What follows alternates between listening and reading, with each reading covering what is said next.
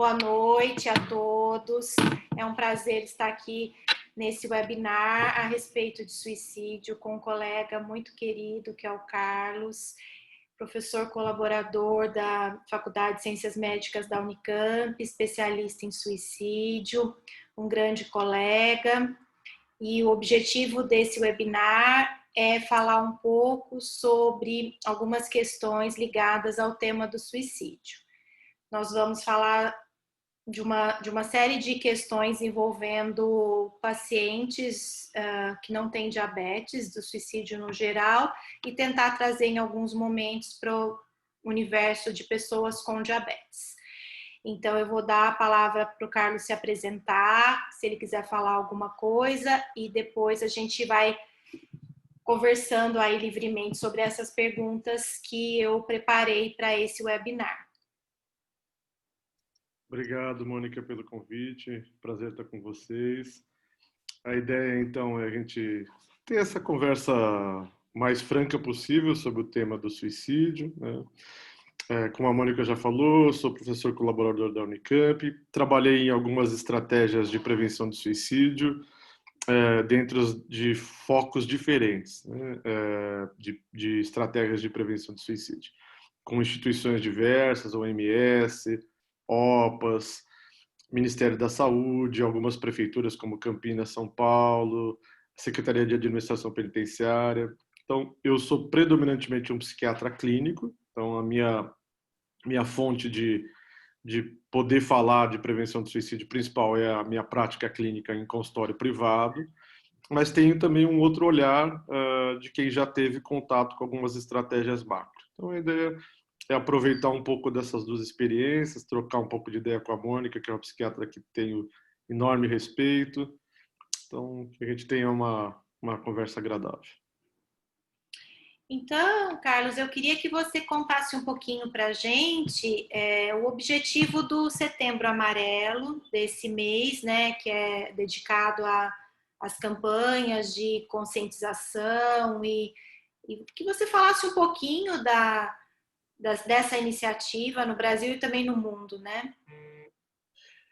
Veio se tomando corpo, né, Mônica, aí a partir da década de 80 e 90, que suicídio teria uma possibilidade de prevenção, né? Então, foi ganhando uma série de estratégias, foram ganhando evidência científica, foram sendo reproduzidas em culturas diferentes, adaptadas a cada cultura, e foi se formando um escopo de conhecimento de que prevenção de suicídio é algo muito factível, né? Com o progredir aí, a entrada dos anos 2000, começam alguns países a elaborar planos nacionais de prevenção de suicídio, que resultaram em redução muito significativa do número de suicídios. Essa é a primeira boa notícia do dia de hoje. Entre 2000 e 2016, no mundo, o suicídio caiu em 1/3. Né? Com essa perspectiva de, então, nós estamos falando de um fenômeno que, na maioria das vezes, é passível de prevenção, começou, então, um fenômeno de conscientização para que se tenha uma amplitude de divulgação de conhecimento e também como marco político de que é importante pressionar as autoridades para que façam uma parte que vem do Estado, evidentemente que a gente não tem que ficar esperando tudo do Estado, claro. Então, toma corpo esse fenômeno de um mês marcado para a prevenção de suicídio. Mas isso começa com a conscientização de que, sim, suicídio é possível ser prevenido e que aí, entre o ano de 2000 e 2016, no mundo, o suicídio cai em cerca de 1/3. Sim. E aí você já entra muito na segunda questão que eu preparei para a gente conversar um pouco. Por que exatamente dessa queda das taxas de suicídio em outros países e não no nosso país, né? Porque uma vez que a gente trabalha com dados de clínicos e científicos, e não só no tratamento de doenças, mas na prevenção, o que a gente não... Primeiro dos números, né, no Brasil, o que está acontecendo no Brasil, diferente de outros lugares, e onde que a gente está falhando. Eu diria que a gente está falando em quase todos os aspectos, Mônica, relacionados a isso, né? Nós estamos na contramão. A gente tem dados consolidados, tanto do mundo quanto do Brasil, até 2016. Havia uma expectativa de que esses dados seriam atualizados, isso já não houve. A primeira questão para poder se fazer qualquer tipo de estratégia é você saber o que está acontecendo, né?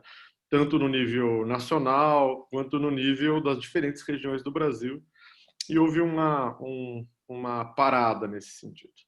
Mas nesse período, então, de 2000 a 2016, que é o último dado consolidado que a gente tem, né, que os dados são revisados, etc., etc., o Brasil estava na contramão do mundo. Teve nesse período um aumento das taxas de 18%. A gente usa taxa para comparar e não número absoluto, porque senão entraria um fator de confusão, que é o crescimento populacional, que é diferente em vários lugares do mundo. Então a gente fixa um número de habitantes, que é 100 mil habitantes, um período de tempo, que é um ano, e compara. Então, nesse mesmo período, a gente acelerou. Além de ter uma questão de contramão de números, também tem uma contramão da questão de gênero, né? O suicídio está reduzindo mais rapidamente em mulheres no mundo e no Brasil acelerando mais rapidamente em mulheres, né? Então a gente está sinal trocado em tudo.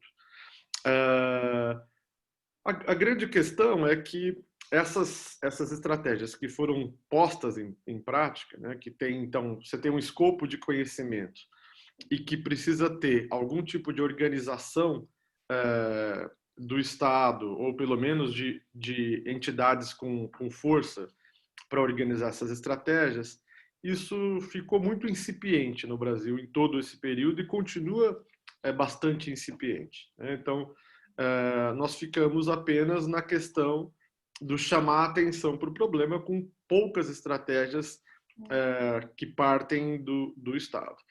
Nós temos estratégias importantes que partem do terceiro setor.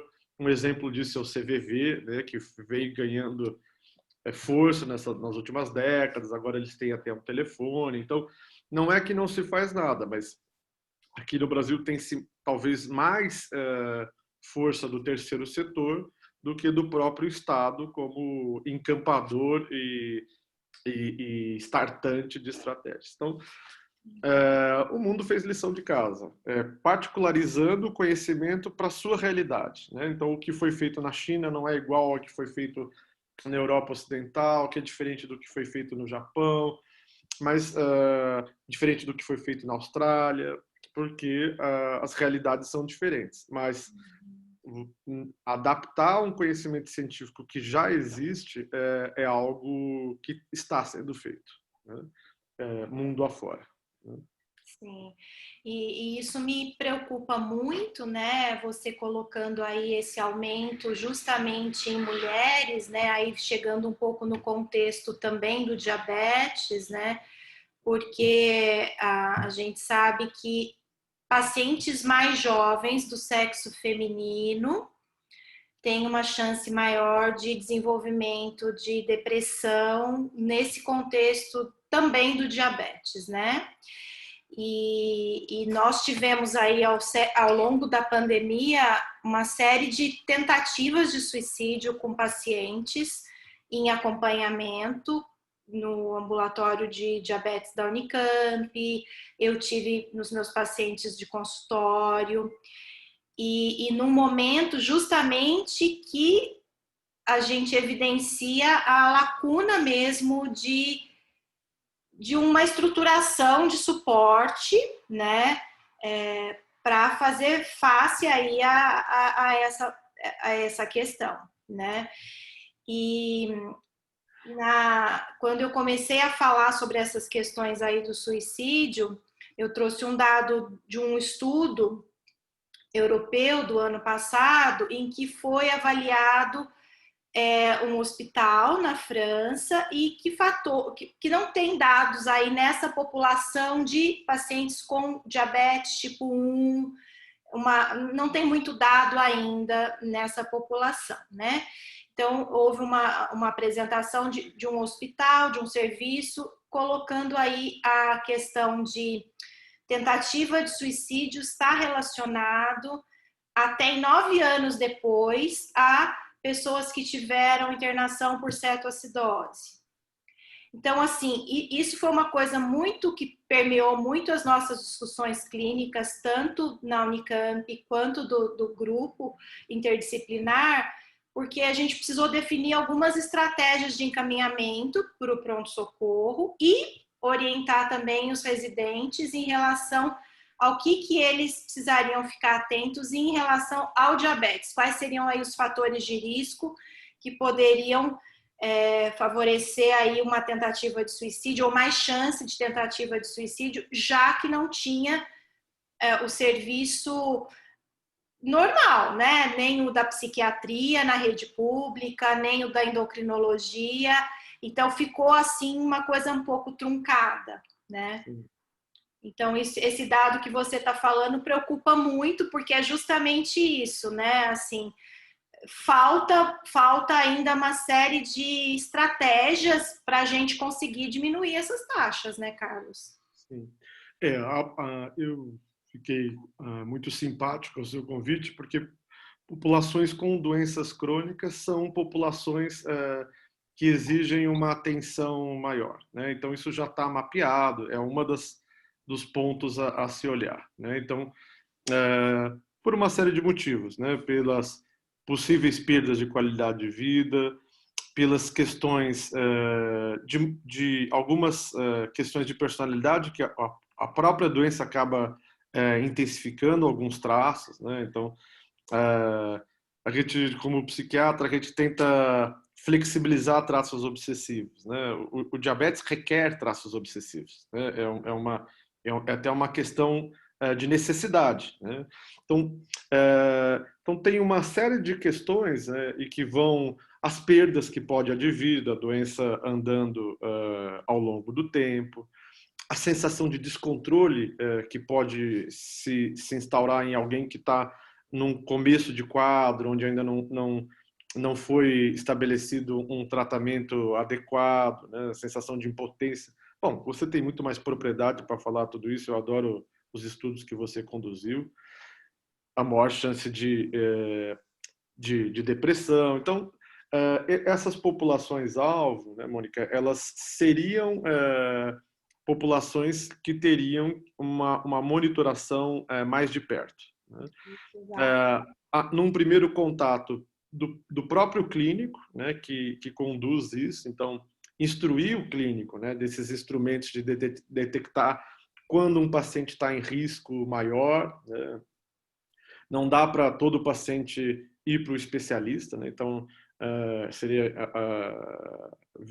impossível, talvez nem desejado, né? Que todo paciente com diabetes tivesse um acompanhamento concomitante com o psiquiatra, mas todo paciente com doença crônica, o médico que acompanha teria que ter alguns parâmetros importantes de alerta para que aquele sinal amarelo, uma vez piscado, ele ou tivesse uma habilitação maior para conduzir e também para reconhecer o momento onde pedir ajuda para um especialista, né? Antes de um desfecho como esse, como um comportamento suicida seja uma tentativa de suicídio ou mesmo algo menos drástico, né? A pessoa chegar a uma ideação, a um plano, né? Então,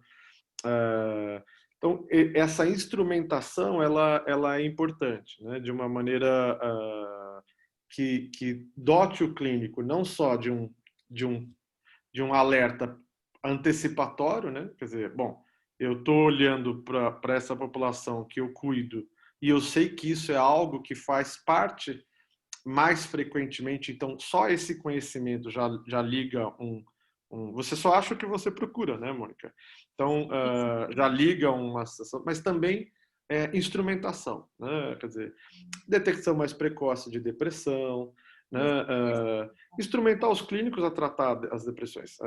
90% das depressões devem ser tratadas pelos clínicos, né? O psiquiatra tem que ficar com aqueles 10% do topo da pirâmide, né? Sim, e a grande questão eu vejo nesses pacientes mais graves, né, que não só pacientes que têm depressão estão em tratamento, ou pelo clínico ou pelo psiquiatra, mas alguns pacientes com quadros mais graves, né, ou depressivos, ou com outras comorbidades, e com o diabetes também muito descompensado, aí é muito difícil fazer um ajuste medicamentoso, né?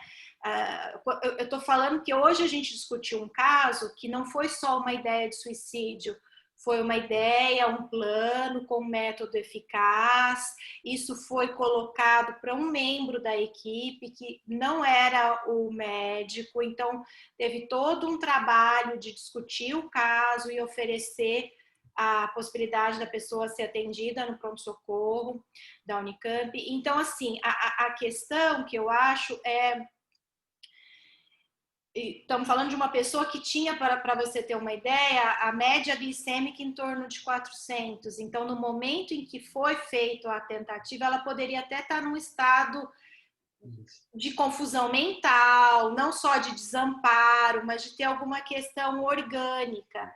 Tinha passado por um luto recente, né? Então, eu acho que a grande questão é o que estaria ligado mesmo, o que vai somando de complicadores, né? A doença crônica, o desamparo. Nesse contexto do Covid, o fato de as pessoas ouvirem da mídia o tempo inteiro, pacientes com diabetes são os que mais morrem, né? E aí, quando fala diabetes, ninguém está falando se é tipo 1, se é tipo 2, se está compensado, se não está compensado. Então, tem muita informação, muito também truncada, né? Só que quando o paciente recebe isso, a pessoa recebe isso, é muito assustador, né? Então, eu acho que esses critérios, né, e essas informações mais corretas, né, Carlos, são muito importantes para as pessoas e para os médicos também, né, porque nem sempre se sabe reconhecer uma comorbidade psiquiátrica.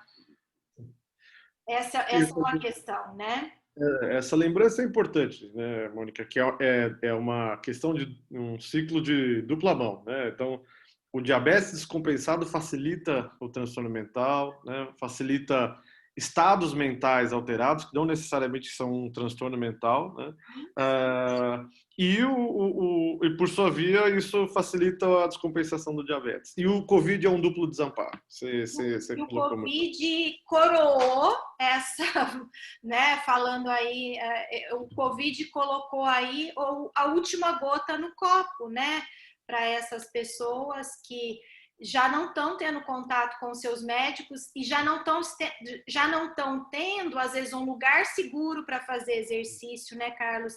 Então, assim, a gente sabe, por exemplo, que para uma pessoa com diabetes tipo 1 ter um bom controle glicêmico é um conjunto de medicação, com plano alimentar, com exercício, com dormir direito, é um conjunto de coisas, depois de um grande aprendizado, para você conseguir integrar todas essas informações em ações, em comportamentos desejáveis, aí como você falou, levando até uma coisa muito rigorosa, muito metódica, não vamos usar assim, o termo obsessivo para não ser pejorativo, mas muito rotineira e muito metódica, né? Planejada, né? Planejada. As pessoas que têm esses traços, elas conseguem fazer isso com mais facilidade. Os que não têm esses traços, para chegar nesse nível que precisa, é quase uma ginástica emocional aí com questões de personalidade. Isso requer tempo, aprendizado e suporte de toda uma equipe, né? E quem não fez isso em 1 ano, em 10 anos de diagnóstico, não é porque teve o Covid que vai conseguir fazer isso em 1 mês, né? Magicamente. Então, tem a questão de quem não estava já compensado, tem a questão de quem recebeu o diagnóstico agora, tem a questão de quem já está lidando com o diabetes mal controlado e o Covid e o lockdown e o isolamento social, né? Então, assim, me mobilizou muito isso de convidar pessoas para falar nesse contexto, porque é algo, como você falou, prevenível, né? Desde que a gente oriente as pessoas, oriente os profissionais, oriente os familiares, a ficar um pouquinho mais atento, né? E ser gestor nessa hora, né, Mônica, é quase um exercício de futurologia com um tanto de achismo, né? Porque o gestor ele vai estar entre, né, o que os economistas chamam de trade-off, né? Escolher tentar minimizar uma perda sem aumentar muito a outra, né? Então, quando um gestor fecha, por exemplo, um ambulatório no HC, né, um ambulatório de referência, porque entende que ali é um centro de Covid e que exporia os pacientes a um risco de Covid, né, e alguns pacientes que, como os pacientes com diabetes, têm um risco maior, ele toma uma decisão pensando numa parte do problema, né?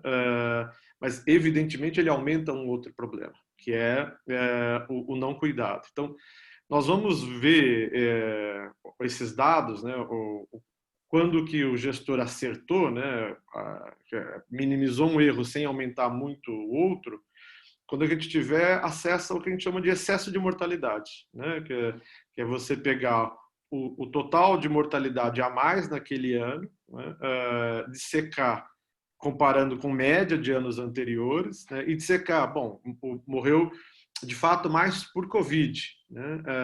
Mas a gente pode se surpreender, né? A gente pode ver um excesso de mortalidade que talvez seja mais, olha, aumentou mais questões cardiovasculares ligadas ao diabetes, etc, etc, do que o próprio Covid. Então, quando que nós vamos ter essa resposta da ciência? Daqui a 2 anos. Sim. E o gestor está tomando uma decisão agora, né? Sim, Então, não tem outro jeito, né? eu tenho muita dó dos gestores, porque eles devem estar dormindo leve, né? Porque qualquer erro para um lado ou para o outro, nós estamos falando de questões de vida e morte, de saúde, repercussões, né? Certas descompensações podem deixar sequelas, né? Que não são simples. Então, esse desamparo, que não é um desamparo de dolo, né? É um desamparo para proteger, mas ele cria, de fato, um problema, né? Então, o que eu sinto que faltou, como um todo, na organização do sistema, né, é que se você vai fazer certos centros de referência de Covid, você teria que preservar outros centros que tivessem menos esse fluxo e tivessem, então, um preparo para receber esses pacientes. Bom, o argumento é, mas não tem paciente que não é suspeito. Sim, mas é diferente o risco de um centro que atende e que se drena Covid de toda uma região, como a Unicamp, do que um centro que não como, por exemplo, a PUC, que não era um centro Covid. Então, a sensação que eu tive é que em todos os níveis, desde o mais micro até o mais macro, não houve um preparo. A impressão é que as pessoas não acreditaram que o Covid chegaria até ele de fato chegar, né? É como se fosse uma espécie de negação coletiva, né? Em que nós, como comunidade médica, também, de uma certa maneira, participamos disso, né? Mesmo tendo a informação. Então, não estou culpabilizando as pessoas, mas é algo que nós vemos, né, Mônica? E a gente vai ter clareza disso daqui a um tempo, né? Qual é o tamanho desse impacto? Isso que você falou é perfeito. Bom, a pessoa já tinha uma dificuldade com toda uma estrutura. Imagina você, de repente, tira toda aquela estrutura, né? Sim, Carlos, e assim, nós estamos fazendo uma pesquisa, né? A Unicamp faz parte, mas no Brasil todo, né? Junto com os Estados Unidos e o Irã. Então, é justamente saúde mental em pessoas com diabetes durante a pandemia. Eu já tenho acesso aos dados, a gente está submetendo em processo de submissão para publicação. Então, a gente já sabe e aí isso tudo só vai fazer sentido se acontecer o que você falou, né? Que os outros países pegaram dados, adaptaram a cada realidade e tomaram medidas, né? Então, eu fico, assim, são dados muito relevantes, porque são de bastante gente no Brasil, de bastante gente nos Estados Unidos, de bastante gente no Irã. cada país com a sua estrutura muito diferente, né? Em termos de assistência à saúde mental, em termos de assistência a pessoas com diabetes. E daí eu fico bem desafiada, assim, o que fazer com a batata quente, né? Porque em termos de saúde mental, a gente tem bastante problema, né? Em termos de diabetes burnout, em termos de diabetes de estresse, em termos de sintoma depressivo relevante, né? E aí esses dados são avaliados bem no pico da pandemia, eles estão avaliados no pico da pandemia, mas a gente sabe que agora que está todo mundo trabalhando para o que vai fazer depois, né? Que os pacientes vão estar mais descompensados, os pacientes estão, mesmo quem não tem diabetes, tendo problemas de saúde mental mais graves, quem tinha piorou, muitos que não tinham desencadearam alguns quadros, a própria vivência aí dessa angústia que a gente, como o mundo está vivendo. Então, aí, né, você me lembra uma coisa que eu vou guardar e compartilhar aí com a equipe que está trabalhando nisso, só vai ser relevante se chegar alguma medida de prevenção e de organização, né, Carlos? Que é o que você está falando. Eu acho, Mônica, que iniciativas como essa do seu grupo, né, que é um grupo de pesquisa e clínico, elas podem acabar tendo repercussões importantes a despeito de não se conseguir o efeito mais desejado, que é políticas de saúde organizadas. Por quê? Em geral, em volta desses grupos podem se formar grupos de pacientes, né, troca de informações. Então, você acaba, às vezes, mesmo sem esse objetivo mais ambicioso, no bom sentido do termo, você acaba montando redes que podem funcionar não só como redes de informação, como redes de apoio, né? Então, a gente vê isso muito nos Estados Unidos, esse fenômeno é bastante comum, né? De grupos que começaram como grupos de pesquisa, clínicos, e aí vai se associando pessoas, porque aquilo vai ganhando uma credibilidade, se forma ali associações de pacientes que se acoplam, e aquilo tem um efeito benéfico em si. É uma fonte política de pressão ao Estado de organização, de lobby legítimo, né? Então, se organiza, porque a gente sabe que a questão de congresso, todos esses, não é a quantidade, mas é a qualidade do lobby, né? Então, algumas associações muito organizadas têm um poderio de conseguir coisas que outras que são até mais populosas, mas não têm a mesma organização. Mas tem esses outros fenômenos secundários, que são, ao meu modo de ver, muito benéficos, né? Então, que é toda essa rede que acaba se criando. Então, eu diria que mesmo que você não chegue no topo da montanha, o meio da montanha acaba sendo muito produtivo, porque falta isso, né, Mônica? Falta informação qualificada. Há um ganho, né?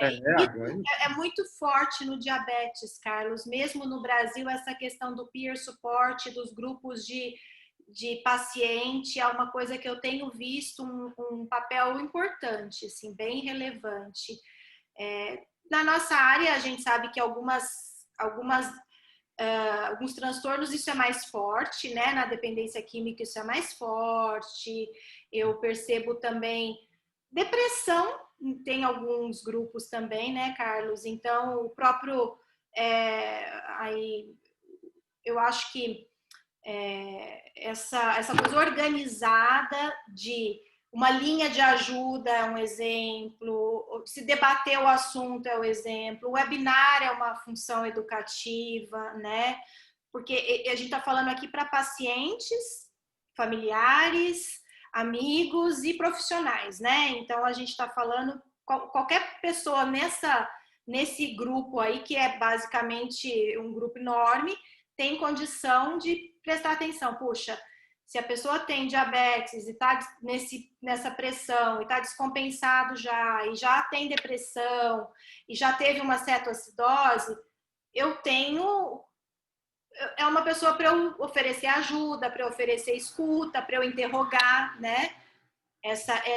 Aí eu acho que eu queria que você falasse um pouquinho disso, né, Carlos? Duas coisas que eu queria te colocar: a questão dos grupos etários, né? Como é que é essa questão do suicídio na criança, no adolescente, nos grupos etários. E um outro ponto: como que pessoas leigas ou mesmo pessoas que não são da saúde mental poderiam, que sinais que essas pessoas deveriam prestar atenção, vamos dizer assim. Eu vou responder pela ordem ao contrário, né? A Tá. primeira, a grande questão para quase todas as situações, né, que envolvem risco de suicídio é mudança de comportamento, né? Então, sempre que tem uma mudança de comportamento inexplicada, né, ou o indivíduo que se isola, ou que começa a ficar mais agressivo, e é importante lembrar que é um efeito contrário, né? No momento que mais o indivíduo precisa de ajuda, às vezes ele afasta a ajuda, né?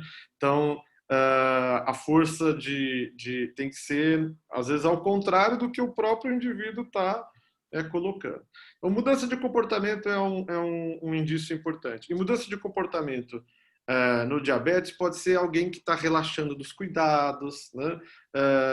Que começa a apresentar um menor interesse com o seu próprio autocuidado. Então, para situações de crise que a gente pode pensar em alguma coisa que esteja ali num primeiro alerta de comportamento suicida futuro, é mudança de comportamento, né? Principalmente atrelada a alguma perda de autocuidados, né? E os sinais, sintomas depressivos, né, não necessariamente estou falando do diagnóstico de uma depressão, né, mas estou falando de sintomas depressivos, que podem, inclusive, não estar atrelados a um transtorno mental propriamente dito. São sinais de alertas muito importantes. Então, a gente fica muito atento à tristeza, mas tristeza é um sentimento da vida, não é isso, né? A gente chama mais atenção para a anedonia, né, a hipoidonia, quer dizer, aquela pessoa que perde interesse pelas coisas que habitualmente ela fazia, então ela perde prazer com as coisas e isso leva a uma perda de interesse, que também vai se refletir como mudança de comportamento, porque essa pessoa não vai chegar para você e dizer necessariamente que está menos prazeroso, que a vida está mais acinzentada, desculpa. Você vai perceber ela não fazendo coisas da rotina, que é o sujeito que deixa de brincar com o cachorro, que deixa de ler o jornal que ele lia, que deixa de conversar com o amigo que ele conversava. Então, são marcos mais fáceis de notar do que algo tão subjetivo como tristeza, como a mudança de humor, né?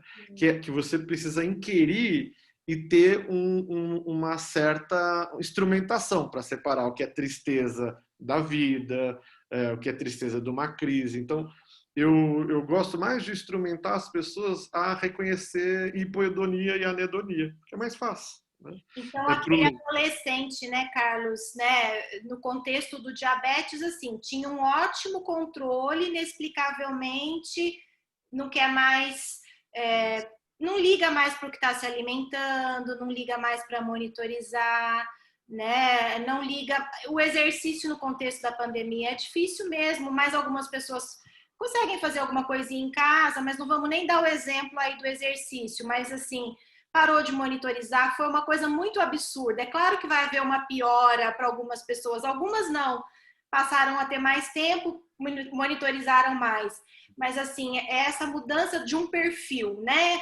Então, de repente, a pessoa para totalmente. Aquele adolescente tocava violão, não toca mais, né? Gosta de falando coisas que dá para fazer em casa. A gente está falando aqui no contexto da pandemia, né? Porque sair não vai dar para sair mesmo.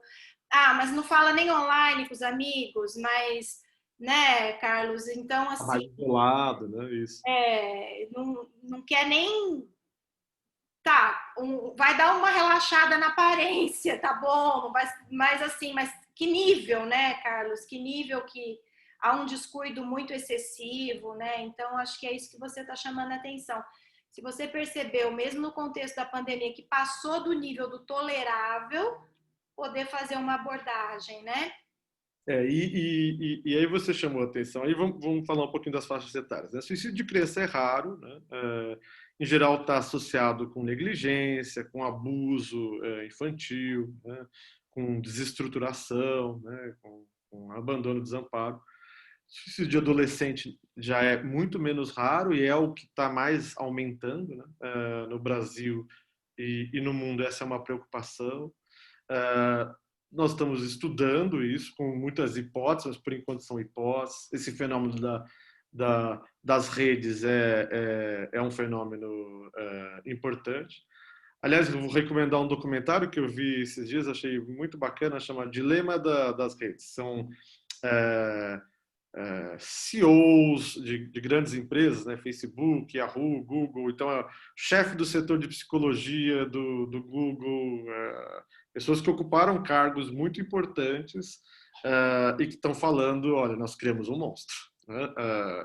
Então que se reúnem para falar disso, e achei muito feliz o documentário porque eles estão, algumas ainda estão dentro do setor, né? Quer dizer, não é aquele que foi posto para fora, o outsider falando de fora. Não, são pessoas que estão indo, né? Estão ali dentro e estão falando, olha, nós temos um problema gravíssimo, tanto no sentido da ameaça à democracia, desse como os algoritmos facilitam a polarização, né? Então, você criou o algoritmo da inteligência artificial e agora o que você faz com ele, né? Como também o impacto disso na adolescência. Então, nós temos hipóteses diversas. Por enquanto, elas são hipóteses, né? Porque em ciência, fazer a coisa de estudo naturalístico é uma coisa, né? A força de comprovação científica do que a associação de causa e efeito é muito mais delicado. Mas esse é um problema claro, né? Então, a questão de adolescentes e adultos jovens que tem um aumento da incidência, e essas pessoas, pensando em adolescentes, são as que menos vão pedir ajuda, né? Já é uma fase da vida em que se fecha um pouco para o universo do adulto.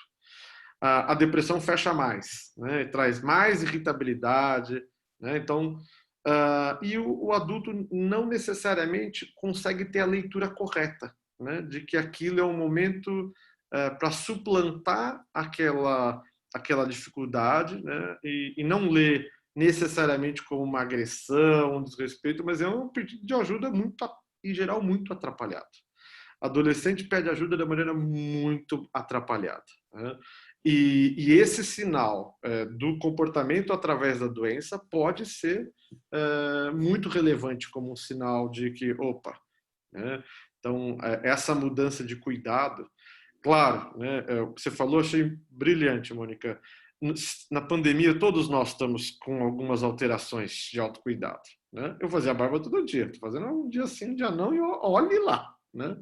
Então, se a gente olhar, tem algumas compensações até pelas mudanças de vivência, sabe? Como se a gente se desse certas compensações, mas tem um limite. Tem um limite, né, Carlos? E aí eu penso muito nessa questão que aí você trouxe, porque eu me preocupo mesmo, o adolescente e o adulto jovem, né? Porque questões de impulsividade, questões naturais desse fechamento, tudo é mais intenso. Então, a gente está colocando isso num contexto não patológico, e se tem um contexto patológico, a preocupação ainda maior, né? E justamente numa fase que há o pico de diagnóstico, né? No caso do diabetes, é a infância e a adolescência. Mas, assim, os pacientes que eu acompanho não tiveram problema na infância, mesmo quando eles relatam uma série de questões que aconteceram e que marcaram na infância, e quando a gente vai num processo ou de psicoterapia, ou de mesmo medicando, que eles vão contando, né? Eles têm vivências depressivas por diabetes ou com, eu sou diferente na infância, mas eles não pensaram em se matar por conta disso, né? Agora, na adolescência, o negócio pega. A gente lembra da adolescência, né? Eu gosto de assistir filmes de adolescente, adoro, né? Mas é engraçado como a gente esquece, porque a gente lembra daquela intensidade para cima, né, de emoções, né, aquela super amplitude, né, a alegria de estar com os pares, né, as paixões da adolescência. A gente lembra de tudo isso com muito saudosismo, mas a gente esquece que a amplitude era para cima e para baixo, né, e o para baixo era muito amplificado, né? Então, é uma fase da vida onde as emoções mudam, e o humor muda, e a autoestima ainda está totalmente em construção, né? Então, muita vulnerabilidade, né? Então, o diabetes é um fator a mais de vulnerabilidade, né? Então, e dentro dessas dificuldades emocionais, né, Mônica, a despeito da repercussão real do diabetes, tem uma coisa que é qualquer coisa que você se sinta diferente do grupo tem um efeito muito poderoso, né? Como a vida do outro sempre é uma vida invejável, né? E a minha é sempre miserável na adolescência, né? E se eu tenho algo que eu posso nomear como causa da miséria, assim, é um complicante, né? Então, o adolescente tem essa autocomiseração, né? Às vezes sem nem grandes implicações reais, né? Né? Eu tive paciente que não chegou com uma ideia de suicídio clara e não chegou assim, mas com depressão, que chegou sem máscara, por exemplo, no consultório, achando que ia ser atendido sem máscara, e depois que a gente explicou, não dá para entrar sem máscara, né? Não tem condição, olha você, nós também, né? E a fala era, mas eu já tenho diabetes, eu já tenho tanta doença, mas pegar Covid é mais uma, né? Então, isso não veio de uma forma assim, né? Mas veio assim, olha, tudo bem eu me arriscar, tudo bem, né? Então, né? E outra coisa, né, Mônica, que tem que estar na cabeça de familiares, né, e equipes de saúde, é que muitas vezes não ter acessibilidade ao método é uma coisa que já é muito descrito como algo que reduz suicídio, né?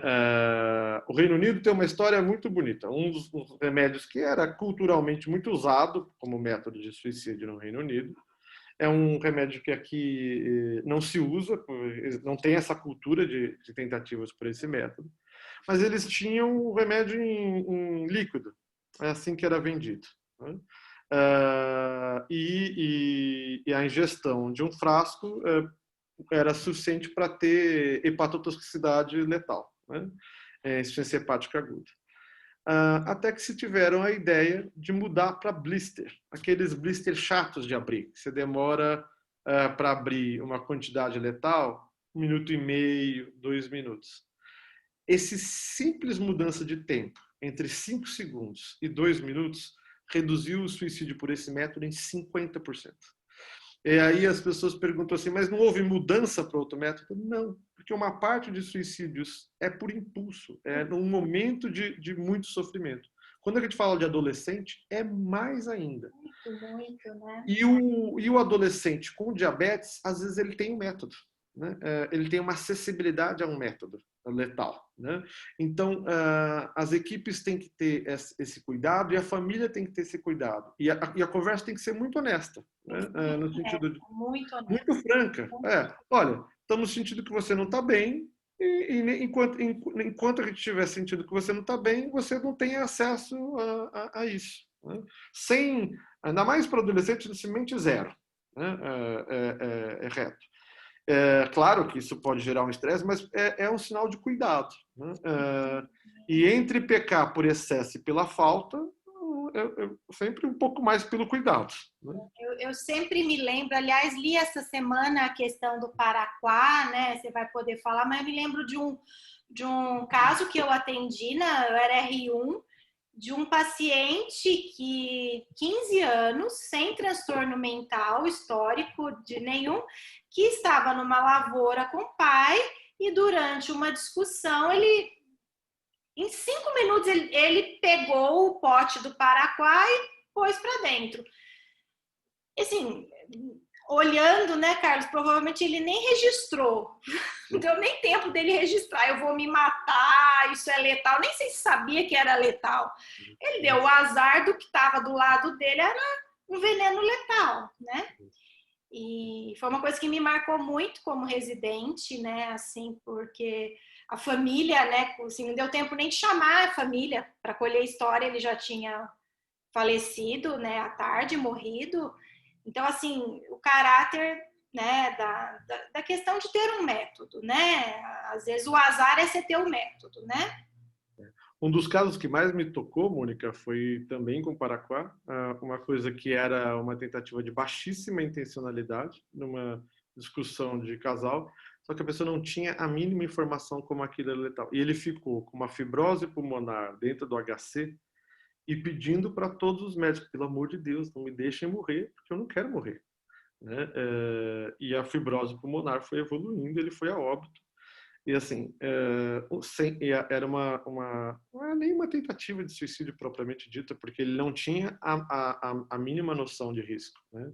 Então, essa coisa da acessibilidade a métodos é importante. Né? Bom, o HC tem uma história interessante. Né? Os poucos suicídios que aconteceram no HC, em geral, foram quadros orgânicos, né? Dentro de quadros de confusionais agudos. Depois de anos, alguém teve o eliminado de pôr uma rede. Né? E salvou vidas já a rede. Né? Então, em geral, era hipertireoidismo em tireotoxicose, com quadros reumatológicos confusionais. E não tinha. Então, a prevenção de suicídio, às vezes, está ali no nosso alcance. Né? Sim. Nessa questão do adolescente ter a insulina, né? Porque o adolescente, ele pode, por exemplo, comer muito, ele pode não monitorizar, mas ele tem a insulina. Como é que você nos orientaria aí nessa questão? Porque está justamente numa transição, né, em que não é mais a mãe que faz a insulina, muitas vezes, né, Carlos? Então, que sugestão, né? Não quero colocar essa batata aí, mas que sugestão Não. você nos daria para como conduzir aí? Ele já tem essa autonomia, mas ele tem um método, né? Eu acho, Mônica, que a passagem para a vida adulta, né, e a educação do autocuidado é o adolescente se responsabilizar, né, pelo próprio tratamento. Então, eu acho que isso é algo do desejado, né, que ele vá, ele tendo o acesso. Então, isso na situação normal é absolutamente não só bem-vindo como uma meta, né? Que na entrada da vida adulta ele já vai tomando atitudes de autocuidado, de manipular o próprio material, etc, etc. E eu acho que a grande questão é quando se está vendo e suspeitando de algo que esse indivíduo não está bem. E aí a minha sugestão é que o diálogo seja muito franco. Olha, Muito honesto, né, Carlos? muito Vamos honesto. ter que retroceder ou que Isso, estratégia nós vamos provisoriamente, usar? até sentir que você está bem. Mas que exagero, não tô. Ok, sim, é um exagero, mas é um exagero que é cuidado. Né? E assim que a gente sentir segurança de que você está melhor, isso imediatamente volta para o seu controle. Né? Porque, e ter um claro significado de cuidado e não de punição. Né? Porque não faz sentido Claro. punir alguém por um sofrimento. Né? Então adolescente conversa o mais transparente possível. A gente vê que as famílias que tentam dar volta, os médicos que ficam dando volta, tomam um tom. A Edmares, né, que é a psicóloga que fez um trabalho, né, ela trabalha com criança e com familiares, é um trabalho muito bonito dela de Colocar isso exatamente, mesmo com adulto, se você precisa fazer uma intervenção, que ela seja objetiva, carinhosa, firme, mas que ela seja objetiva. Não adianta ficar com rodeio, né, Carlos?